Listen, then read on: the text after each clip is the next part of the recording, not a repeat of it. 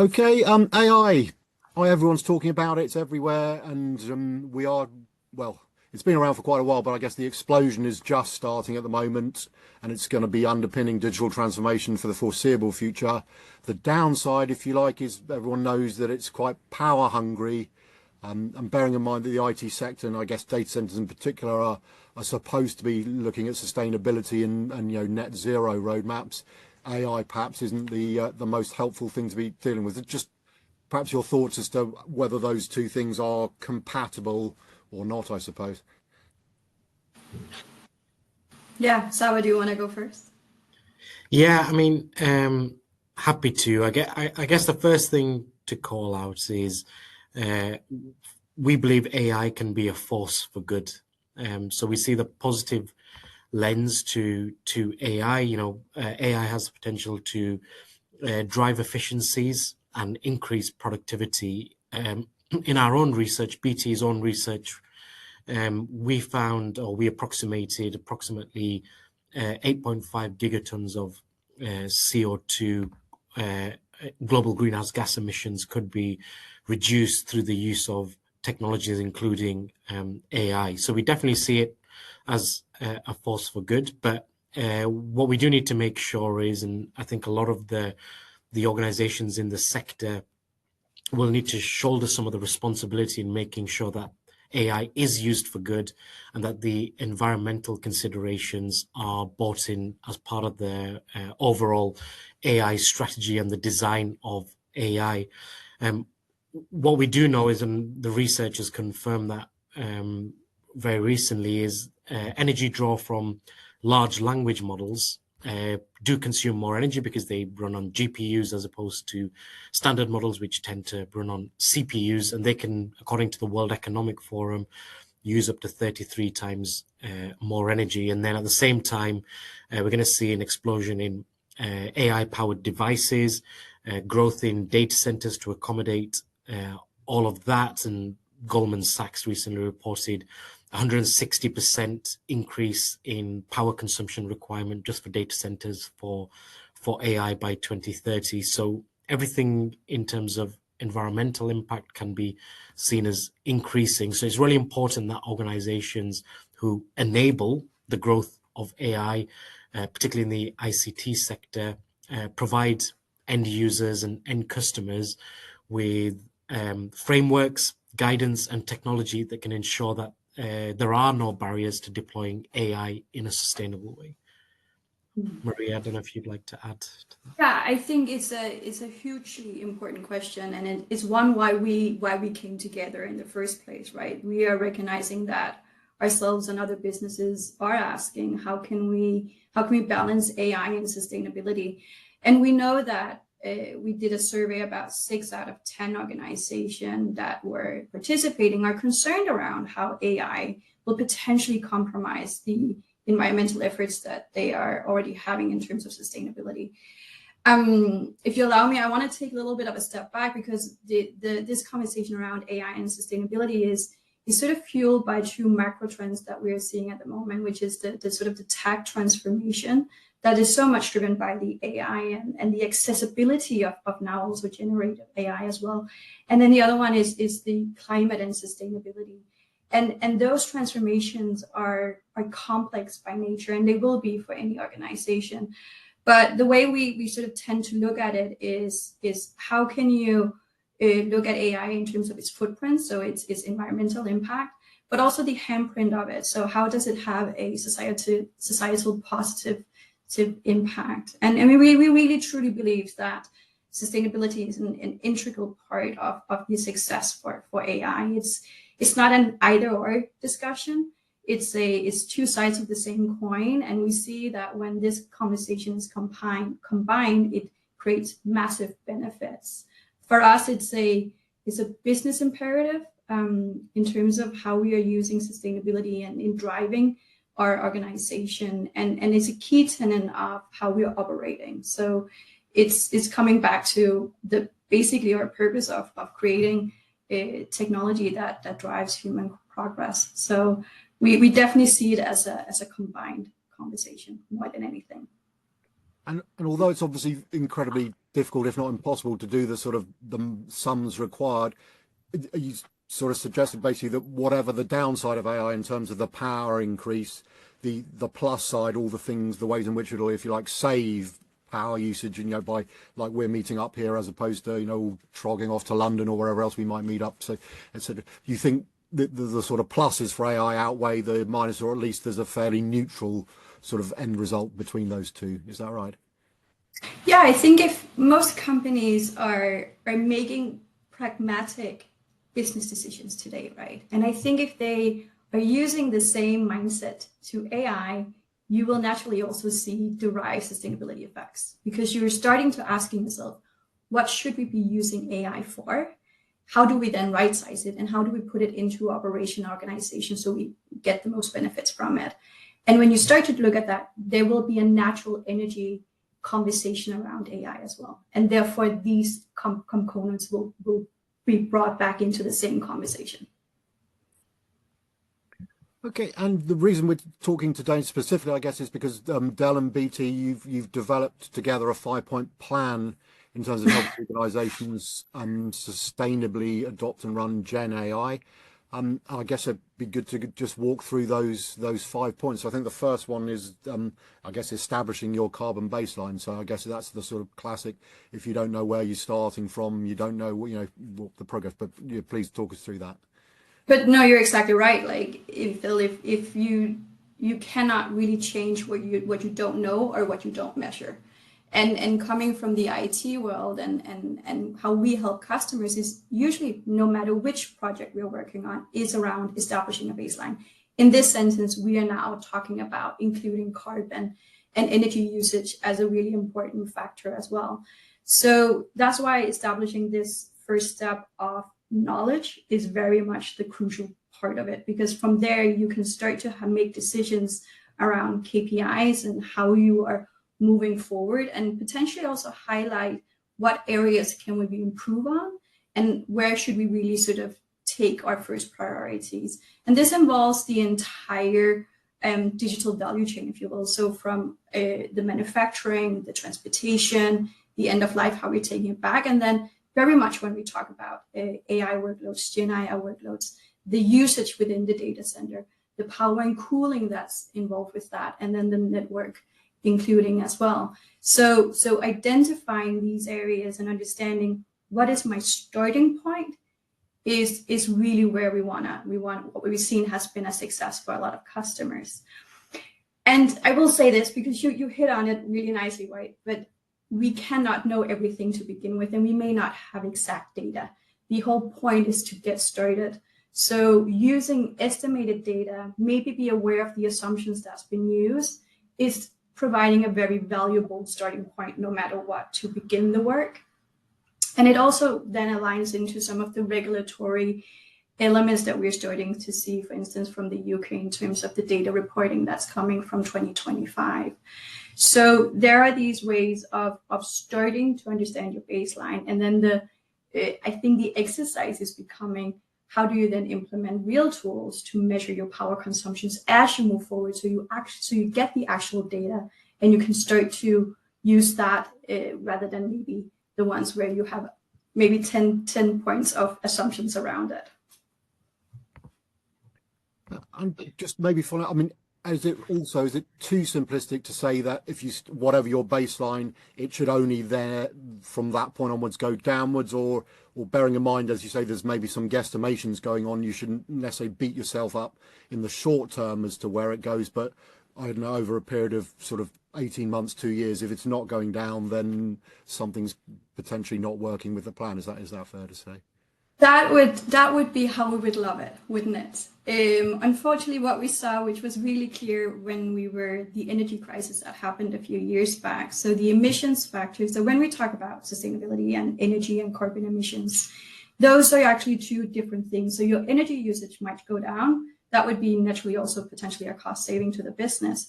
But the emissions factor may actually increase. So the UK emissions factor, after maybe a few years ago, after the energy crisis, the emissions factors was increased rather than decreased for the entire nation, because of the renewables was not, there was a higher mix of non-renewables into the actual power grid that the data centers, for instance, were drawing and we were using in our own homes.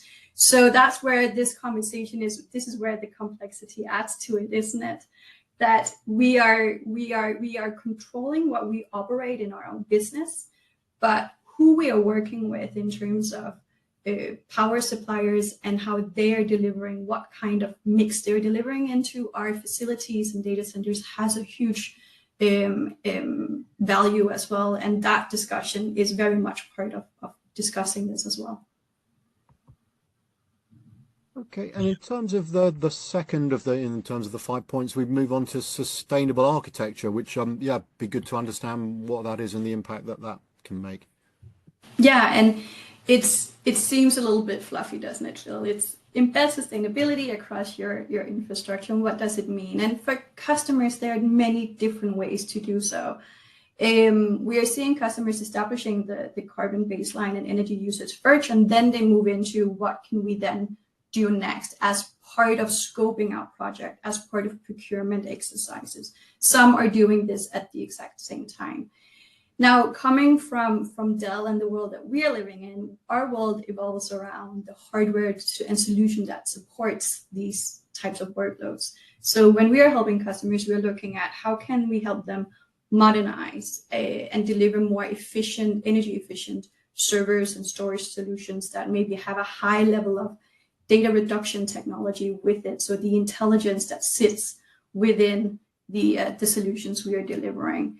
And then we are starting to see some very cool trends around liquid cooling, for instance, in order to accommodate these high intensive AI workloads.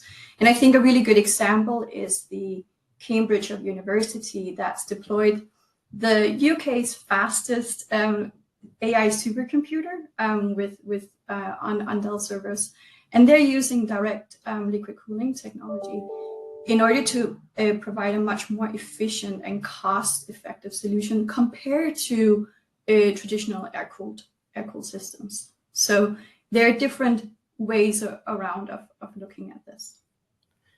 And I guess just following on from that perspective in terms of how Dell are supporting customers from a BT angle, we're providing the core networking capabilities, i.e. the digital backbone for organizations to move their AI workloads around into and from and in between data centers. And in that instance, making sure that our customers are able to think proactively around dimensioning their switches correctly and not oversizing them. That's a really key part. So getting a good understanding of the type of patterns that they may expect to see from AI model deployment and making sure there's just the right size amount of capacity available will also reduce energy consumption. Also thinking about the type of network, if it's for large models, then utilizing fixed networking capabilities as opposed to mobile networking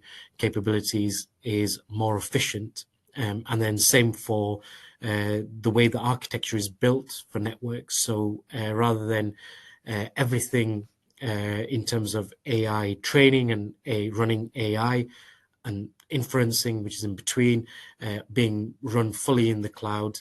Some of the research shows that having a distributed architecture, having networking and data moving closer to the source, more locally between data centers, is far more efficient. So those are the type of things we're trying to encourage customers to consider as part of their network design with BT. I'm just wondering, I mean, obviously you're there, both of you, to help your customers sort of on this journey, but is there somewhere people can go and download, the blueprint for sustainable architecture? Should it be obvious to them because they, understand how their data center or, infrastructure runs, or just how easy, I guess, is it to come up with a strategy for implementing sustainable architecture? Yeah, I can take that first. In terms of network design, our view is customers, we can collaborate with customers to actually help dimension their network based on the AI model they want to deploy. And we'll talk a little bit around this on step 3, which is one of the principles, but we have a new network called Global Fabric, and Global Fabric helps customers to innovate at pace by connecting into the multi-cloud. In this instance, the BT network designers would look at the data profile, the current data profile and the future data profile for customers wanting to run their AI models, and they would provide recommendations back to the customer in terms of that connectivity piece, how to run it more efficiently, should it be distributed, etc. So that is a core part of the networking service that BT provides, and we've very much baked in energy efficiency as part of that professional service, managed service offering for our customers moving on to this new network called Global Fabric. Okay, yeah, maybe then, as you sort of referenced it, we'll move on to number 3 in the list, and that's, I think it's right sizing your investments with the as a service models. So I'd be fascinated to find out, because obviously, as a service is growing massively and then there's been some kind of pushback. So people are thinking, oh, maybe I should go back to on-prem. So again, just sort of enlighten us as to the as a service models, what the particular benefits there are when it comes to sustainability, AI, etc. Yeah. Well, yeah. Go ahead. You go first. Go ahead. Okay, I think what we are coming back to one of a previous point, right, which is very much about how do we right size any IT in general, and making sure that that is working out, because unfortunately one of the primary use cases for high energy usage and where you can maybe lower your carbon fairly quickly is poor usage of IT assets. So looking into, are you utilizing your IT in a good way? And when we are talking about using as a service models for AI, it sort of beckons the question and creates the reflection on what do you need your AI for in your organization, in your business? Do you need to build a general purpose large language model, or do you maybe need something that's more domain and enterprise specific, and therefore could you go into using a pre-trained model rather than building it from scratch, and therefore maybe easing the adoption and cost that's related to the energy demand? And I just want to touch a little bit about something that Sarwar touches on, and you asked Phil around what's the blueprint for this. And we're obviously both BT and Dell, we are each and combined helping customers and partners with this. But what we're seeing is when the business are working with the IT organization and the facility management, especially OT, we start to see a collaborative within the organization where they are understanding the different effects that is having, for instance, by putting AI into their operations.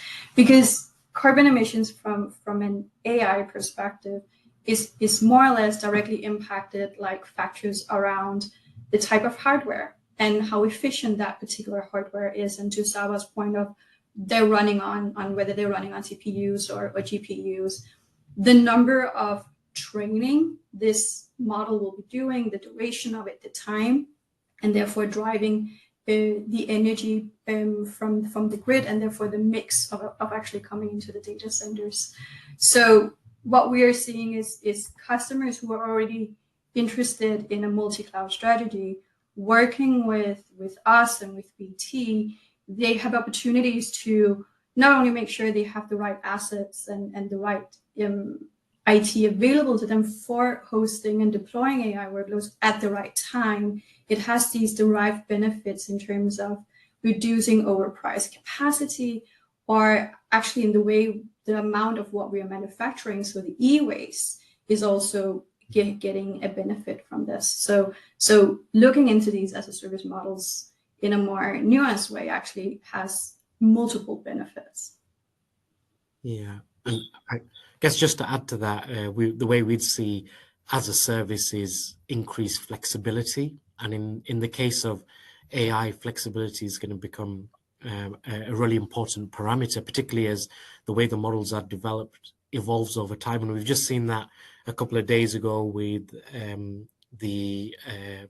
with China's version of AI and utilizing less resources.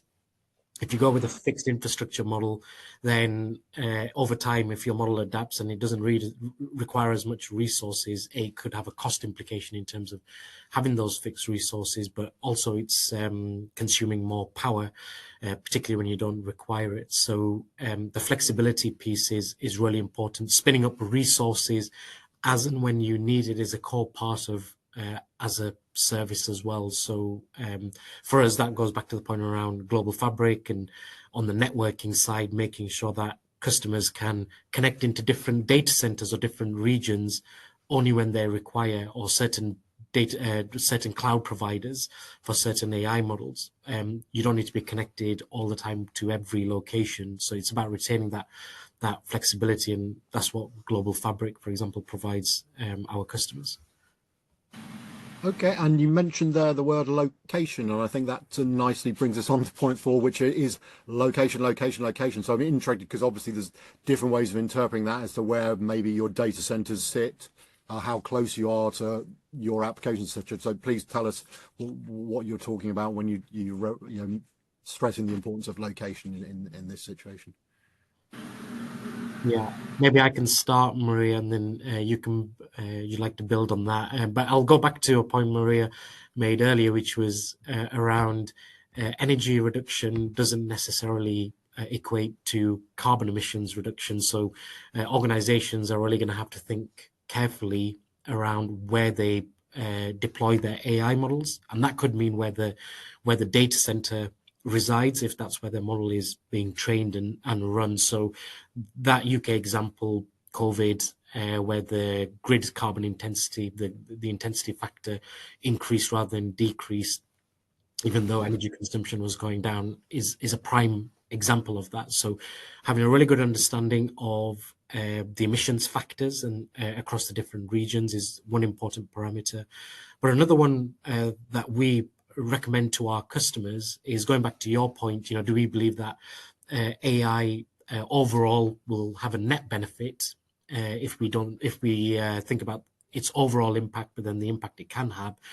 In that case, you need to actually think about making some potential trade-offs, and the trade-off has to be between key parameters which are used today actually by most organizations when thinking about where to store data, and that is latency, sovereignty, and now sustainability. And in some cases, you know, if latency is not a critical parameter, then you may want to push sustainability to be the lead parameter, and that might mean making a trade-off.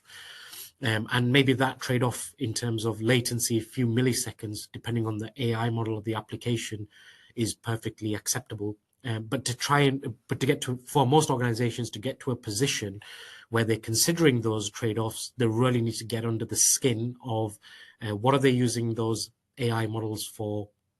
Is it being run efficiently, and how could it grow in the future as well? So it's really important that organizations do consider location as an important parameter. And we see it as well, right? We see it as a bring AI to where your data resides, wherever that is. And both with edge computing, when we talk about the bigger organization running data centers and having an edge architecture, we're also seeing with the new ways that PCs within our own portfolio is being developed, and workstation is able to run smaller language models. So we're coming back to this question of what kind of model are you using? Does it need to be hosted, for instance, in a data center, or is it maybe available to your users, maybe online as part of your PC? So and having that offering, so you start to look at what makes the most sense, as Sarwar was saying, for our organization, not only to use AI, but how are people going to use it in their daily lives as part of work. So both with BT and ourselves, there are these focus on what's the locations in terms of the physical locations, but also what's the assets we're using as well. And as you're both, if I may say, ably demonstrating expertise in this area is very important. So I think the final point is collaborating with partners and suppliers. I guess what you're saying, you know, is that you've got a vast amounts of knowledge between you. So when people are looking at this, you can help them work out what the best decisions rather than them sort of, I won't say thrashing around in the dark, but they may not have all the, all the answers to hand, shall we say. So collaboration, partnership, important, yes. Yeah. And I guess it's not just with BT and Dell. If you think about the AI ecosystem, it's going to stretch all the way from the network, someone like a BT, infrastructure provider like Dell, through to the data center operators, and then into the cloud environment. And then you've got the AI applications and AI model expertise, deep expertise companies. So it's going to be a very broad, very big ecosystem. So the earlier the organizations engages everyone along that ecosystem, there's a chance to influence efficiency, particularly when it comes to resource, energy, and carbon efficiency right from the beginning, and challenging and working with each of the suppliers within that ecosystem. So as well as working in collaboration, we'd also encourage doing that early as possible and working on the design of the AI model from a very early onset. And it's one of those where AI and sustainability is sharing some of the same themes. So sustainability, like AI, is not a standalone conversation. It is an ecosystem conversation. It's not something we are solving necessarily by ourselves. We are relying on knowledge and collaboration from the ecosystem in the way we are operating as business.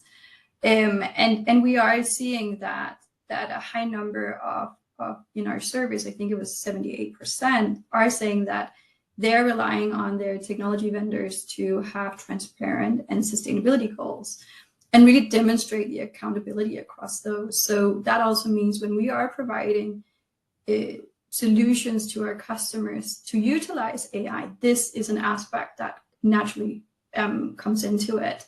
And we really do think that combining sustainability and AI and GenAI is having a huge beneficial impact on ESG, so environmental, social, and governance overall, when technologies companies are working together on innovation for a positive impact for environment and society. And just, I think we mentioned it at the top of the conversation, but also, I suppose companies should, and how do they factor in the fact that yes, AI may well be consuming, I think significant amount of extra power at various stages, depending on which predictions you look at, but also it's then going to be saving significant amounts of powers in different ways. So is it easy for companies to kind of do those sums, or at least say, okay, well, if we're going to need 50% more capacity in data centers, just for example, but we know in 5 years' time we'll save more than that because all the different ways we're going to interact internally with our customers. Is that, how achievable, I suppose, is that sum, if you like? Well, it's definitely something we as Dell are helping our customers with, right? We are looking at what's the current situation, where would they like to be on their technology roadmap. And then we are giving them estimates alongside working with new services around how are you actually utilizing your IT assets. So you're getting energy numbers, you're getting your emissions factor numbers, and then you get that baseline. So that's something that is naturally part of the work that we are doing when we are developing new solutions with our customers and what roadmap they really want to be on. So Sarwar from BT. Would I say very, very much the same. We'd help do the baselining, and we know Dell has some great tools, and we've got some great tools as well, like the Carbon Network dashboard, which helps customers to understand where they are today and then simulate different environments and see what's the best option for them. And what we are seeing from a lot of our customers is they are considering the net benefit, because for many organizations, the case for AI is still very much dependent on a business case. So they still have to demonstrate to the board that by deploying AI, there is a net overall benefit. And a key consideration from speaking to many of them is around energy and carbon. That is being factored in. But then some of the other gains is also being factored in, and that's predominantly what the business case hangs on, is something around productivity, potentially something around efficiency. So a lot of our organizations are starting to do the maths in a way of getting the board to support them with the AI journey. And I guess going back to that point around collaboration, it's important that organizations engage everyone across that supply chain to try and get a bigger picture of where all the impacts lie. And maybe just in summary, I mean, I was going to just ask if you're confident that sort of, a digital AI world is and sustainable world are sort of, achievable, compatible. I mean, we've had, whether it's in the States or even more recently, shall we say, in the UK with the announcement of, I think, a third runway. I know it's been announced before. There's some sort of, if not pushback, suggestion that, to grow businesses, we have to, if not ignore the environment, at least compromise slightly. Do you think that's, I don't know, should I ask you, is that a helpful narrative to sort of pit them against each other, or should people be able to and honestly say we can do both of these things? Or do you worry maybe that there will be a bit of a pushback if they're seeing governments kind of suggest that, if you want to grow your economy, you don't necessarily follow all the sustainability opportunities rules, however you character. Yeah, I don't know if you want to give us some thoughts on that. Yeah, maybe I can go first, Maria. But what we believe is that you can decouple growth from sustainability, so you can achieve both hand in hand. It's actually the lens that you apply to both instances. And we have seen some great examples in the corporate space. For example, Mars, just before Christmas, they announced that they had reduced their group emissions by 8%, at the same time grown revenue by 60%. And they were going to continue investing. I think they were putting forward $1 billion towards net zero again for the next 3 years. So that's a really good example how organizations who take the right approach in terms of decoupling growth and consideration for the environment can grow.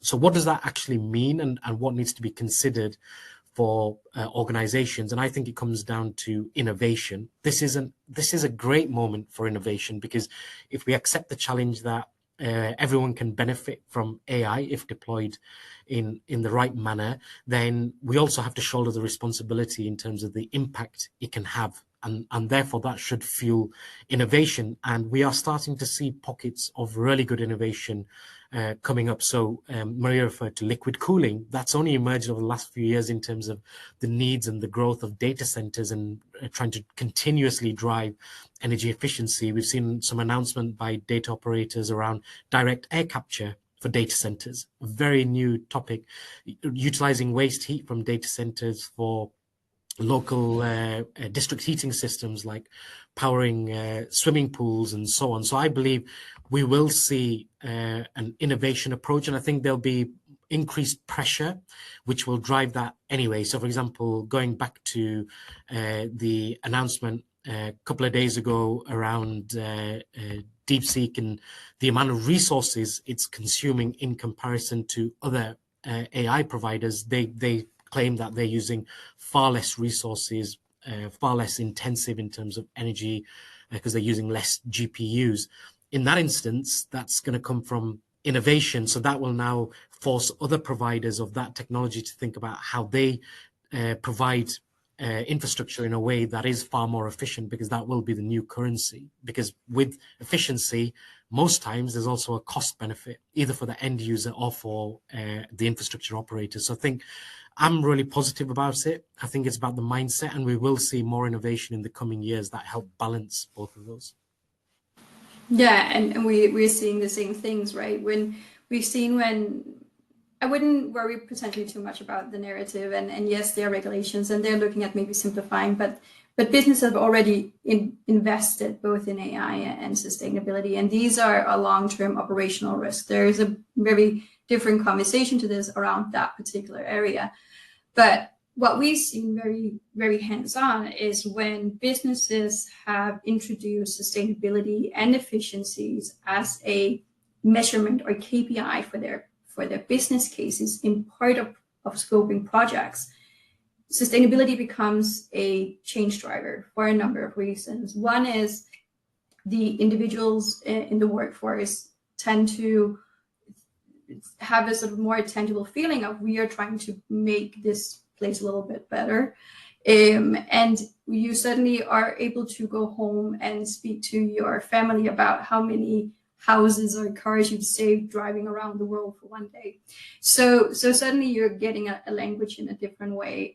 But you're also coming at the projects from, as Sarwar was mentioning earlier, another lens. And by changing sometimes the glasses of what we look through, we start to see some of the gaps we wouldn't have realized otherwise. So for us, we think there is definitely it offering a ground for optimism of how we are utilizing AI and GenAI through more of a determined effort and continuous innovation. So we definitely think that there's ongoing investments for sustainable technologies. Okay, I mean, it's been brilliant to chat to you, and you've given some really, I have to say, some different insights than I often get. So I really appreciate that. Some refreshing opinions. So thank you, Maria and Sarah, for your time. Really appreciate it. Yeah, thank you very much. Thank you for having us.